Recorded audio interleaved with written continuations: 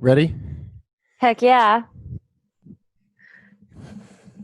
Dom, thanks for. Puddin', you ready to talk about costumes? Hell yeah. Where's your King Joffrey costume? Away. I thought Wait. what do you mean away? I thought we were doing costume this week.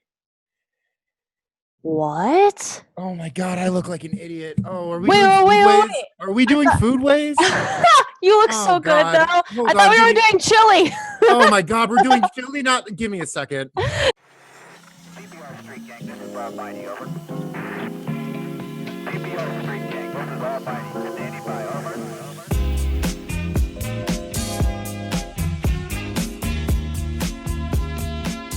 Hey everyone, it's Daisy here, and this week we're talking about Cincinnati chili. Some of you may or may not know this, but I've only been living in Columbus, Ohio for about a year now, and just like the last month, learned about Cincinnati chili. When I heard about it, I knew I had to talk to another folklorist because it's such a unique and special food to a particular region of Ohio. So, who did I think to call about Cincinnati chili? Dom. Why did I think of Dom? Because he's a folklorist, he's from Ohio, he studies food, and he's my friend. Let's get to it. Oh my god. Okay, chili. I grew up most of my childhood and teenage years in Toledo, not Cincinnati. But my brother, who's like a little older than me, lived in moved to Cincinnati. When he left home, lived in Cincinnati. Then I went to college there, and like stayed a year after college. So I do think I know a fair bit about Cincinnati. I'm a Cincinnati enthusiast, you might say. And I do like food a lot, and I do know a little bit about Cincy chili. Yeah, and I am like a complete like West Coaster, Western United States, or my whole life. From California, lived in a couple different west facing west side states, and I've only just recently moved to Columbus, and so I've been here for an official year.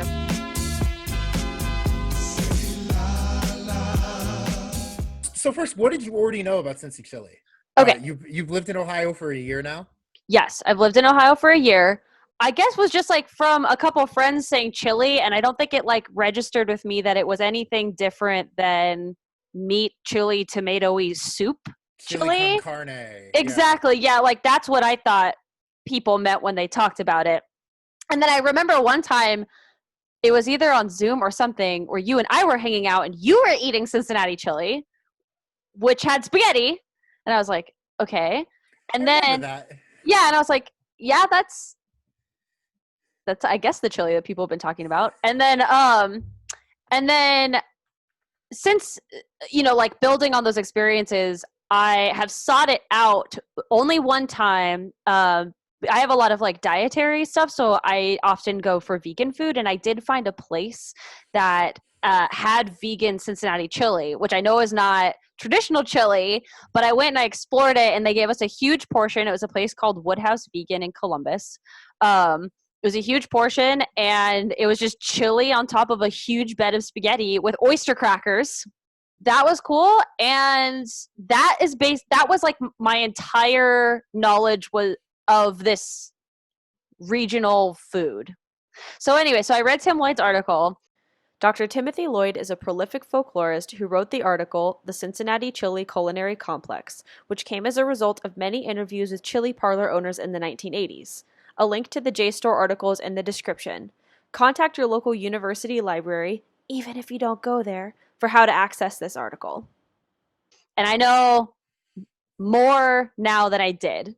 But before we jump into them, I think it's probably important for us to talk about like why we're even talking about foodways. Like what are Yeah. foodways and What what is makes food? What's that what word you just used? Foodways. yeah, like what makes something a foodway? Why yeah, what is this word?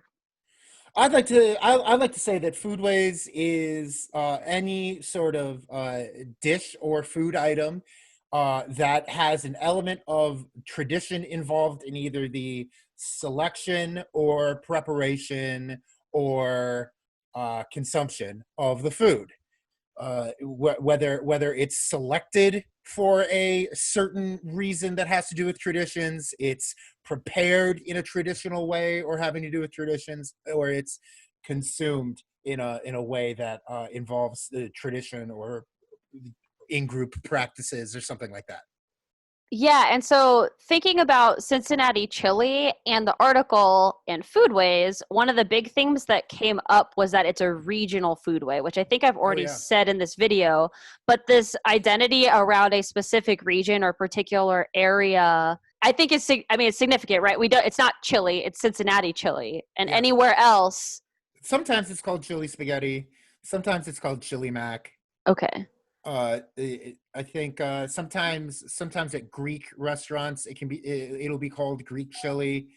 In like some Midwest Greek restaurants, and you'll know that like you're ordering spaghetti. Different So what thing. do you know is in the spice blend?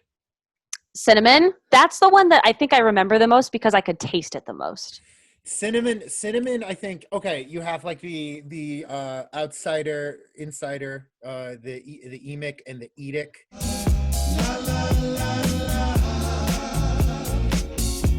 Kind of idea of what's in Cincy chili. The edic, like the outside perspective of what is Cincy chili, I think a lot of people would say cinnamon is the ingredient that makes Cincy chili. But in my time in Cincinnati, the ingredient that everyone treated like the secret ingredient was that unsweetened cocoa powder.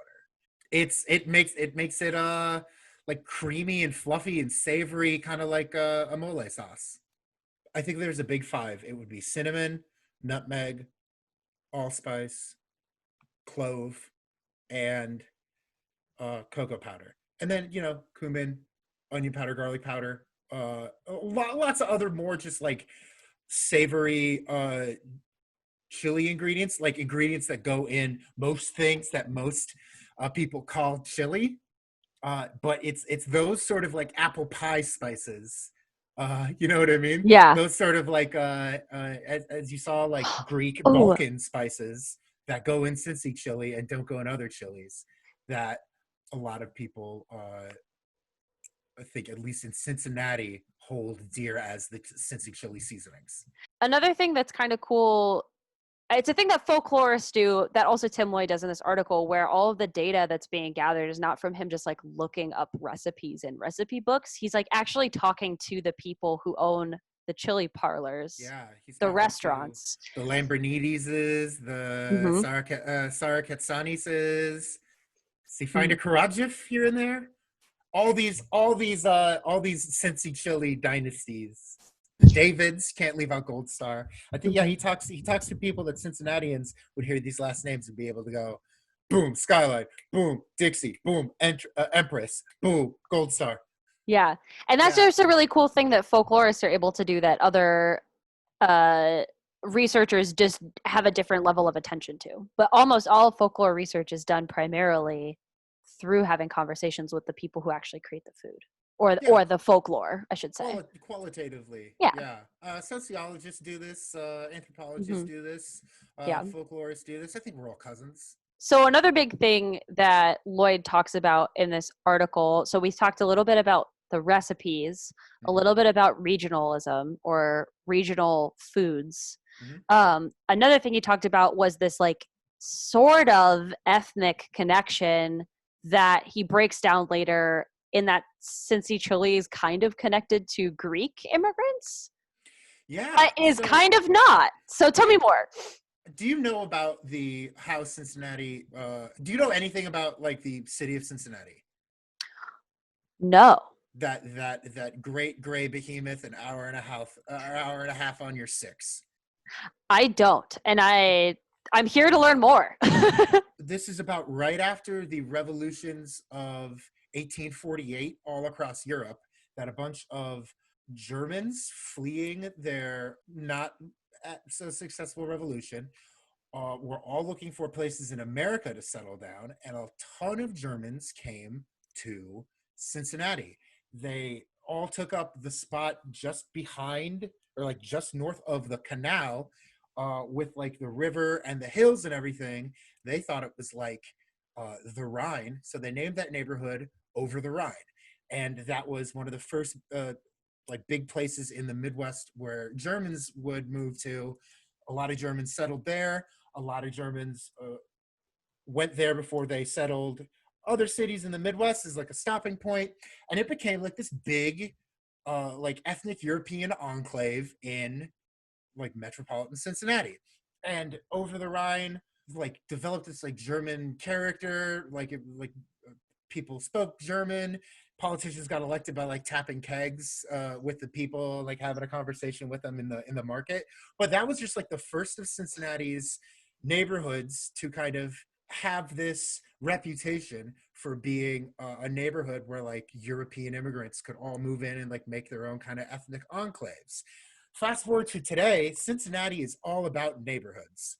Every neighborhood has like its own identity. Every neighborhood has its own flag. That's like a recent thing that hasn't been since I've lived there. I think it's like a couple years old, but they like drew up a flag for every neighborhood. And if you go to the different neighborhoods, like you'll see like the American flag, the beautiful pennant flag of the state of Ohio, and you'll see like a colorful flag. There's like lots of purples and oranges in the flags of the Cincinnati neighborhoods. You'll see these Cincinnati neighborhood flags.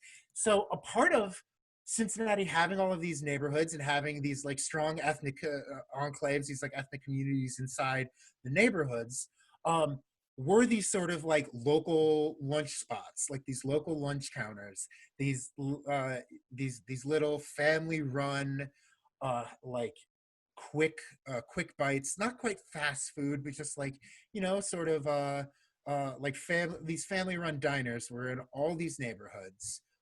For example, the Greek immigrants or the Macedonian immigrants, it's all the groups, the ethnic groups that Tim Lloyd talked about in that article, who were like the original Chile families, were all making their living with like these little like lunch counter restaurants. And so that's like been a big part of Cincinnati's like identity, down to just like how the neighborhoods are drawn, like that just having these little having these neighborhoods with like these ethnic communities who all like keep in touch in Cincinnati, like that's been a thing in Cincinnati since like the 1840s.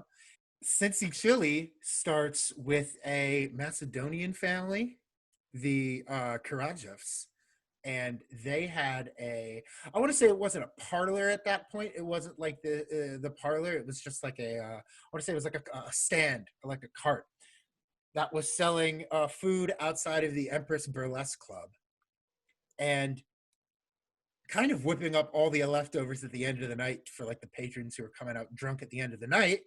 They whipped up like spaghetti and like goulash and threw them on top of each other. And like the drunk people at 2 a.m. leaving the burlesque club were like, "Oh, what's this, chili?" And they're like, "Chili. That'll be 50 cents." But it took on this reputation of Southern European or Balkan, or these people from like that area of the world coming to Cincinnati, starting up like a family restaurant and always selling Cincy chili, which is seasoned like Greek food, like pastitsio or like goulash from the Central Europe or something. It's seasoned like these European dishes, but it's called chili. So the Anglo-Americans, the descendants of like the early German immigrants, all of these like more normative ethnic groups in Cincinnati would like have some sort of framework to order it with. Oh, that's chili. Eventually I started like adding cheese to it, which I feel like is like a chili invention, but not necessarily like the kind of cheese you put on top of pastitsio at a Greek restaurant. And like the Cincy chili three-way was born. I have so many thoughts about this. Yeah. So a couple of things. So one, what I'm hearing from all of this is that chili is something that represents these neighborhood qualities of Cincinnati. And part of the reason I've been so excited to go to Cincinnati through the lens of chili is that it's a cool way to get to know and to understand better this like history connected directly to the people who live there. Where like just, yeah, like going as a tourist, like I can go to all of the cool stuff that TripAdvisor says are like the top 10 things to do in Cincinnati. Oh And yeah, then you can one go of to them- you can go to the zoo and see Fiona the baby hippo. You can go to the museum that they based the Hall of Justice from DC Comics off of. Literally, you'll see it and you'll be like, does Superman live here? You can do all these fun things in Cincinnati. Go to all the parks, or you could get a sense for that deeper meaning. Like you can get a sense for the neighborhoods, you can get a sense for the people who live there. You can do that by eating the food and going to like these kind of going a little out of the way to have a culinary experience at one of these like neighborhood establishments. I mean, isn't that like one of the best things about food that you like? You need it to live. If you didn't eat in Cincinnati, you would be miserable. But B, you can use it to explore local culture. It's like you're going to need to eat anyway. Why not like come to an appreciation of the history and traditions of a place? Yeah, it just connects you to the location in such a different way. And I think that folklore is a cool lens to explore the world with in that way. You could go to Skyline or Gold Star. I think what you were more interested in, what I'm more interested in, and what Tim Lloyd in that article was more interested in was going to these smaller restaurants that are still family owned, but still are making this chili with this particular regional style that connects them to not just uh, the to the location, but also to like their family history.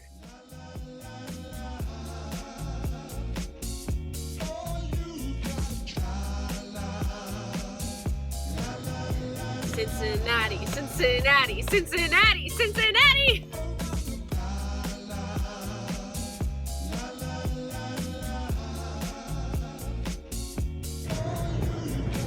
That facade thing. Hey David. Hey David. Yes. Hey David. You know what time it is? Chili time! Chili time!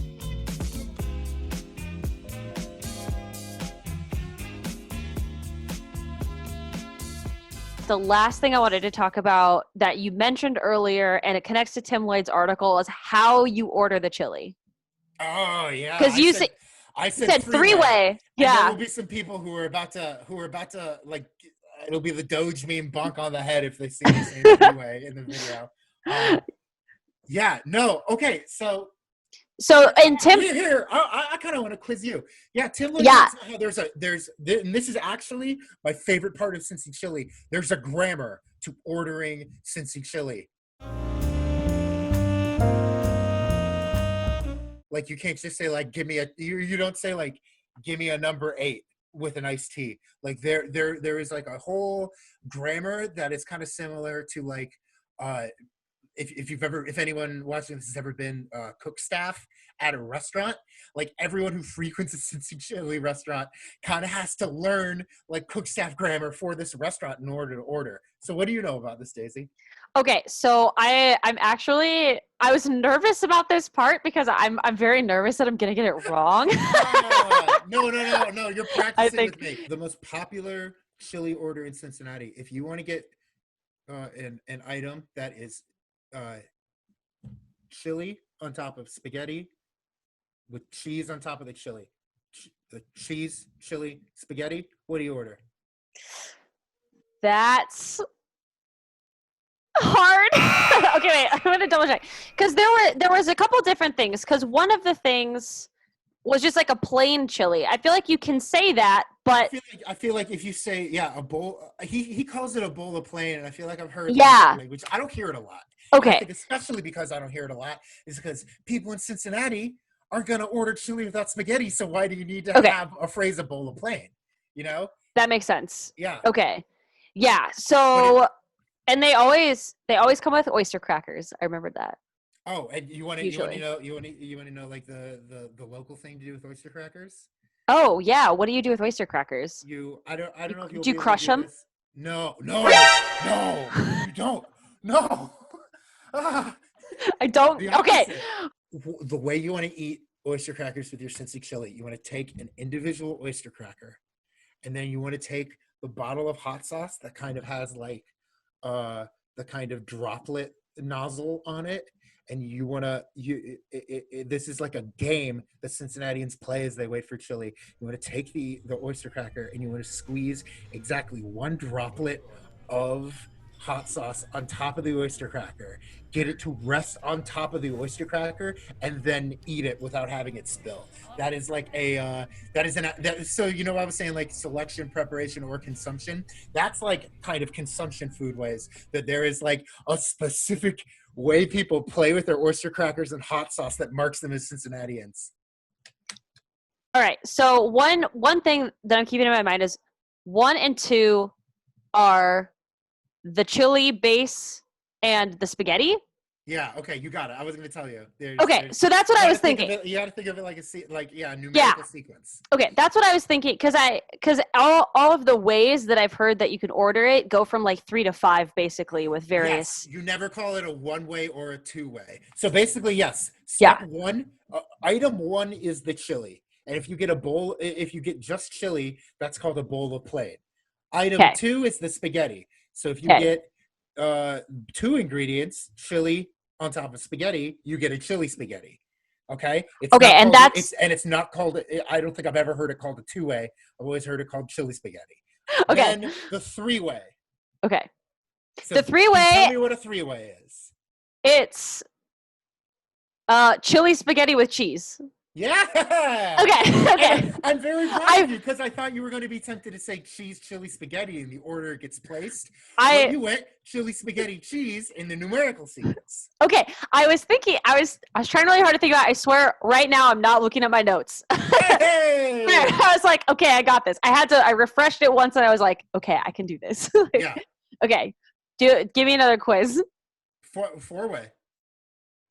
That one has the onions. Yeah. Okay. And a 5-way. It is a 5-way either. Now this is the one I struggle with. Is that one either the no onions or no cheese, or is that I'm missing one? So you gotta keep onions were step 4. If it's okay, onions always 4. You gotta add the 5th step, which is beans.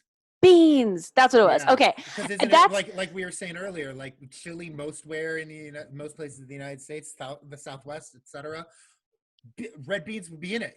Chili beans. Yeah. They'd be in it. That's what I'm thinking. That's the optional 5th step. I just assume that beans are in the chili. The chili, but they're not. Yeah. It's a meat sauce. One question, bonus round. Okay, let's do it. In 2008, in his presidential campaign, Barack Obama went to Skyline Chili, and he correctly ordered a menu item that involved chili, spaghetti, cheese, and beans. People were impressed because he ordered it right. What did he order? Okay. Beans are 5. So he said a 5-way, no onions? Yeah. Okay.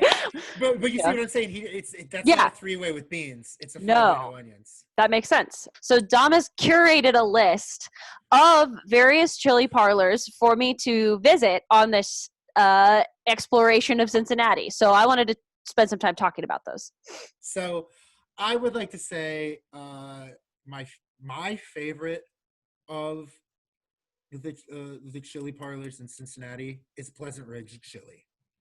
Pleasant Ridge Chili from the outside just is this brick facade with like a big sign over the door and like a big ass arrow pointing to where the door is. It's just the most pleasant little hole in the wall. And you go inside. They have, I think, my favorite chili in Cincinnati. Pleasant Ridge is a neighborhood I spent a lot of time in, and I like it quite much.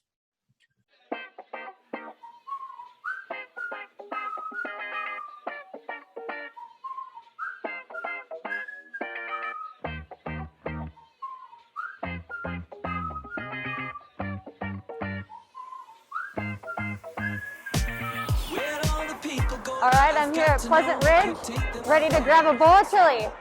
Yeah, we're just making a video about like ordering chili in Cincinnati. And so we heard that the best way to learn about Cincinnati was through chili. Oh yeah. So this was like, yeah, so our friend like recommended that we come specifically to here, Pleasant Ridge. And so I'm gonna practice ordering chili. And I think what I want is a 5-way no cheese. 5-way no cheese, okay.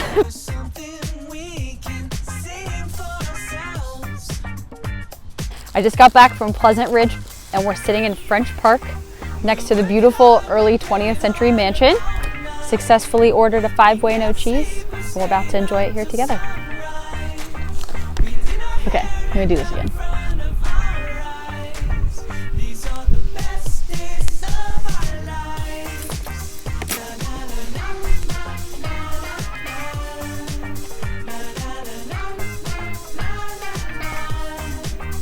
That's chili. I like the chili. It was a cool experience ordering from there. I look forward to more chili in my future.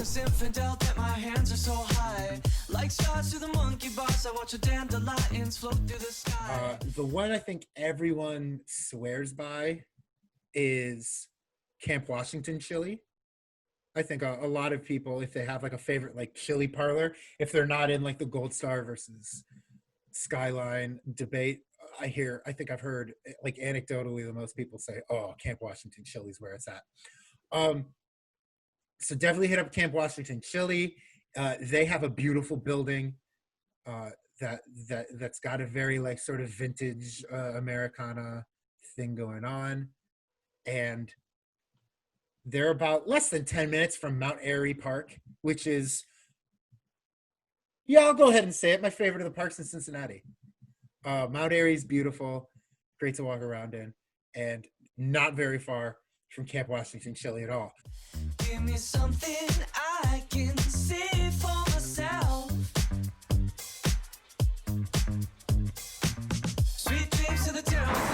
So we knew Camp Washington would be closed, but we thought it was important to come and visit the site anyway. And as you can hear, it's on a very busy street corner. So disappointing we couldn't actually eat today, but wanted to come here anyway and check out the neighborhood.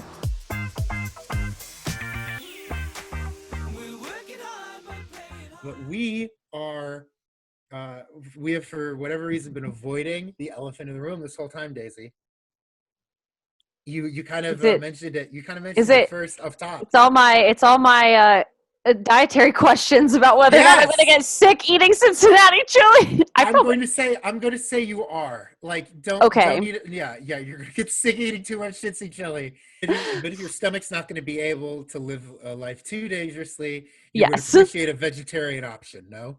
I would appreciate a vegetarian option. That's why I'm saying you got to go, I think, my other favorite chili spot, and that is Dixie Chili, which are all in Kentucky. It's kind of like I'd say it's a small chain. There's like 3 or 4. I know it's mentioned in the Tim Lloyd article. Dixie Chili is amazing. You can find the Dixie Chili. I used to hit up on Monmouth in Newport, Kentucky, which is just the other side of the Ohio River. Find your way to the Dixie Chili on Monmouth. You can get the vegetarian chili, which they also sell in jars. The real thing that makes Dixie Chili a chili pilgrimage spot, and that is the 6-way. Oh, yes. It doesn't stop at 5, not in Kentucky, at least. Certainly Skyline and Gold Star don't do the 6-way. I don't know if a lot of parlors do the 6-way, but Dixie does the 6-way. And do you want to know, or do you just want to order a vegetarian 6-way and see what happens? I think I should just order a vegetarian 6-way. I think you should. I think I should. Okay, I think we will. Yeah, I'll wait and I'll report back. All I will say about the 6-way is we had an understanding in college that we would never be ordering a 6-way that we are going to go to a party. It was like, we're getting 6-ways and we're chilling. We're chilling and we're like staying home and watching movies or playing video games that night. Like the 6-way, you have to. Oh man, you might have to quarantine after the 6-way a little bit. You better stop the operation, I swear.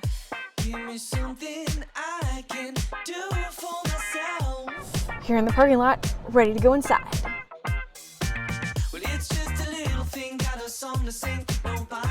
All right, I'm here outside of Dixie Chili. I'm ready to order my 6-way vegetarian.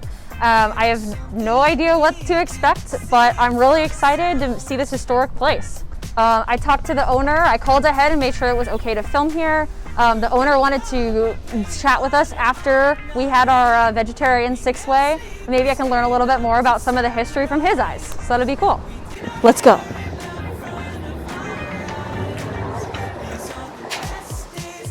The smell, oh, it smells so good in here.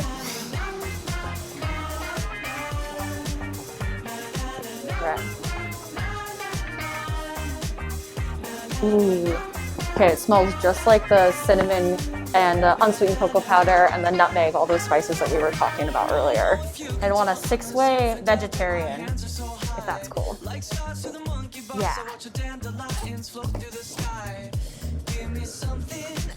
Did I do it? I think I did it. Cool.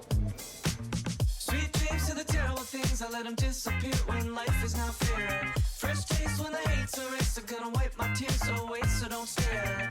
I purposefully did not explore the menu because I still want to be surprised about what the 6th ingredient is when I taste it and see if I can guess it.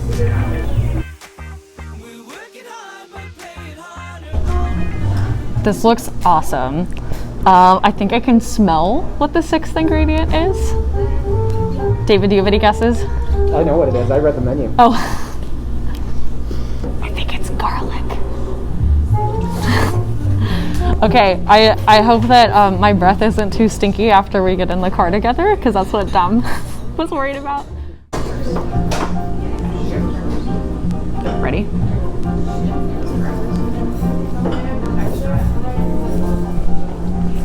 Okay, this is like really good. I like this a lot. Yeah, I think that this was a great experience. Oh yeah, I can taste that garlic.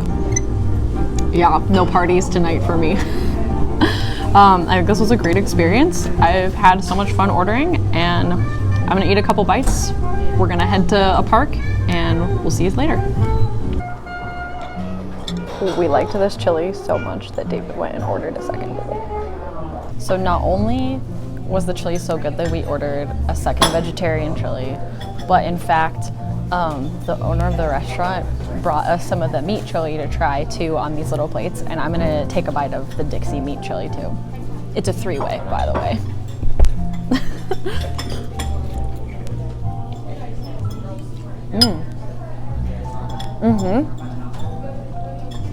Different flavor, but good. Yeah. Wow, this is like I'm totally touched right now. This is like an amazing experience. We were invited inside to sit down.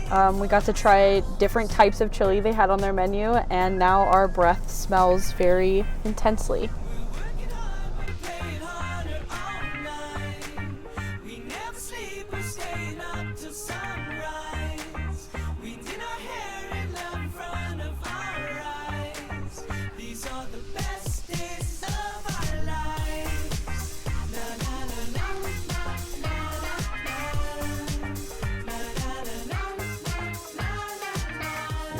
So exploring Cincinnati today was awesome. I had a great time going to all the different chili parlors, and we already have a list of things planned for the next time we head out to Cincinnati, which is definitely including chili lunch. So it was awesome. What a really cool way to explore Cincinnati. I had a great day.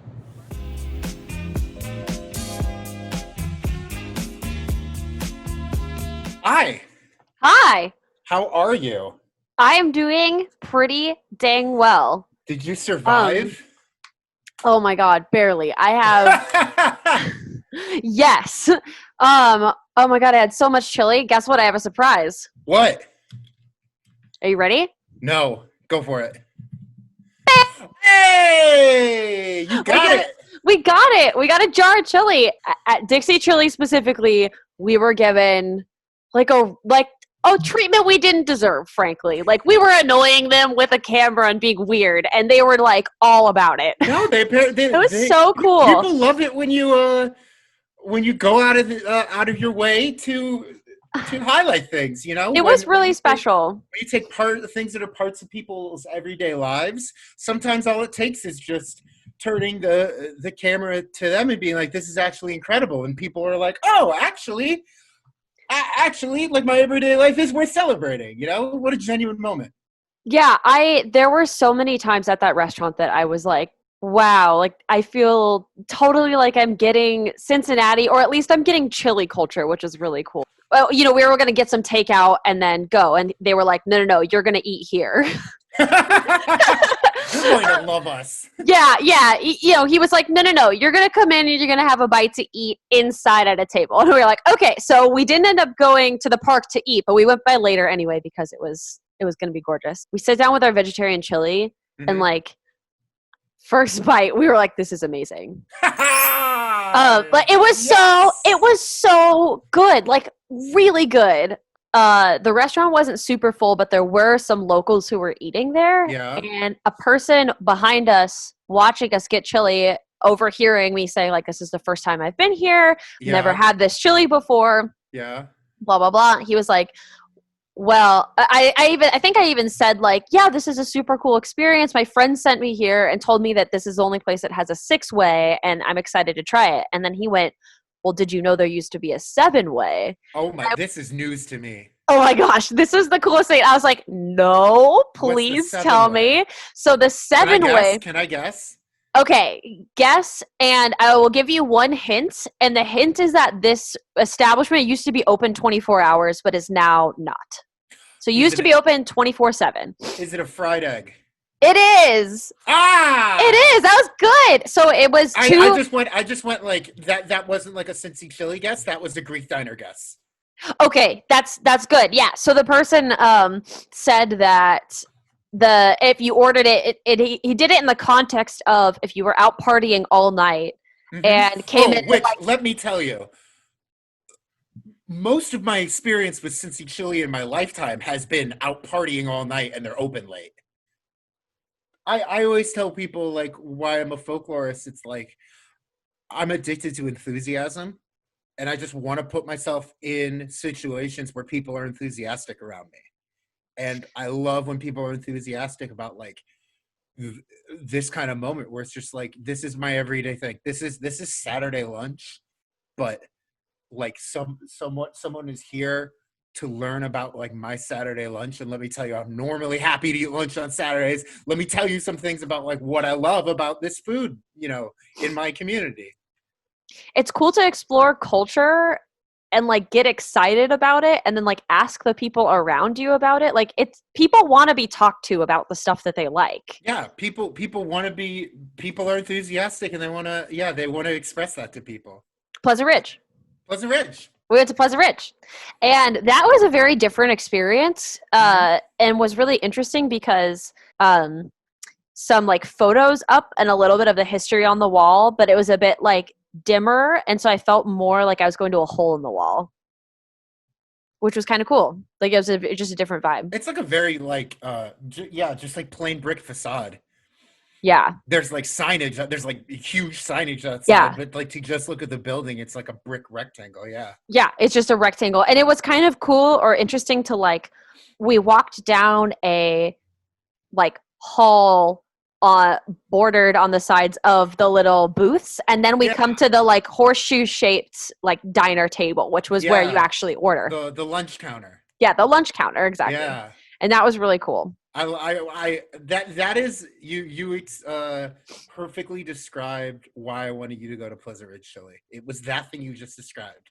Yeah, the layout of the building as well as the like chili. Path you have to take up to the chili. So like that would create community because you have to walk past all the other people eating and they look at you and you look at them and you have to sort of I don't know if I'm reading into it too much, but no, that's underrated. I think that's underrated. Like the act of having to walk past people in order to eat. Basically, I really feel like I got to know Cincinnati in a way I never would have before. I feel like I get. And hey, we got to give it its due. And Newport, Kentucky. And Newport, Kentucky. Yeah, no, that was like the vibe was really different too. Yeah. And but I could, yeah, it was cool. Daisy, I'm real proud of you Aw. for going the extra mile, becoming a huge fan of Dixie Chili along the way, and just like unprompted, like seeking out cool things to do, drive around and see, go to the different neighborhoods in Cincinnati. You couldn't have done this better if you tried. Thank you for encouraging me to go and see the city in this way. And I'm glad I took the plunge. You're welcome. Yeah, that was cool.